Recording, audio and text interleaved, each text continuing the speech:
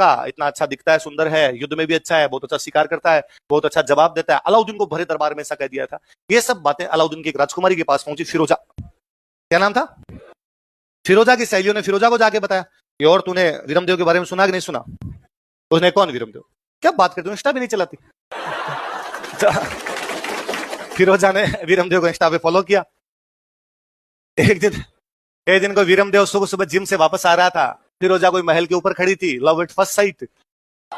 और फिरोजा ने जाके अलाउद्दीन को कहा कि डैडी, यदि मैं शादी करूंगी तो केवल और केवल किससे?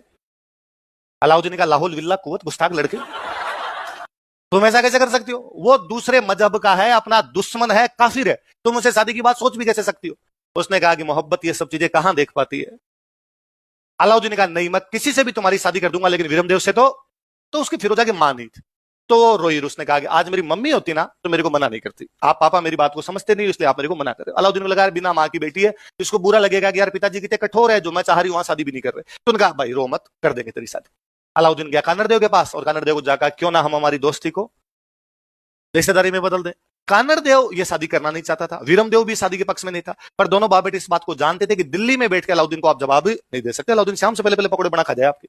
तो उन दोनों ने कहा, अरे यार कितनी बड़ी बात कर दी तूने, तू यार बड़ा सुल्तान है, तेरे बेटे का रिश्ता, तेरी बेटी का रिश्ता किसी बड़े सुल्तान के बेटे के साथ कर। हम तो यार जालोर के राजा क्या यूं रिश्ते कर रहा है। अलाउद्दीन ने कहा, अरे नहीं, इसमें क्या छोटा बड़ा राजा की क्या बात होती है, वीरमदेव सुंदर है, प्री पास हो ही गया, मेंस भी तैयारी भी अच्छी है, हो ही जाएगा, इसका इंटरव्यू मैं करवा दूंगा तैयारी, इसको चिंता ही मत करो, और मैं इससे करूंगा। तो उन दोनों ने कहा कि हमारे पास शादी करने के लिए रुपए नहीं है। अलाउद्दीन का रुपए की मेरे पास कोई कमी नहीं, खूब सारे रुपए ले जाओ। तो दोनों बाप बेटे रुपए लेके आए और जालोर के किले का पुनर्निर्माण करवाया, है ना।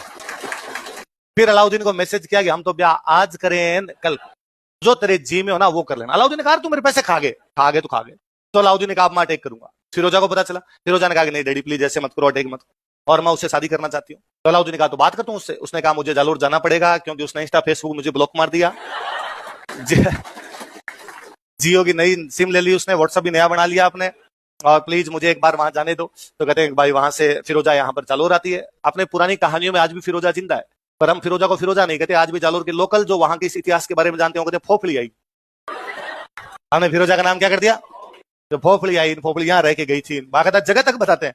फिरोजा आई, लेकिन वीरमदेव ने मना कर दिया, कहा फिरोजा से शादी। फिर फिरोजा की दाई माँ थी, दाई माँ समझते हो, फिरोजा की दाई माँ थी, उसका नाम था गुलविहिस्त। क्या नाम था? वो बेचारी यहाँ समझाने के लिए आती है वीरमदेव को, भाई तू शादी कर ले। तो वीरमदेव उसको भी कहता है कि नहीं भाई, मामोल लाजे भाटियान कुल लाजे चौहान, जे मुंह परनो तुर्कड़ीन उल्टो उगे बाण। ये बात उसी प्रकार असंभव है कि मैं किसी तुर्क कन्या से शादी कर लूं जैसे सूर्य का पश्चिम में उगना। ना तो सूर्य कभी पश्चिम में उग सकता है, ना वीरमदेव किसी तुर्क कन्या से शादी कर सकता है। तो उसने शादी करने से मना कर दिया।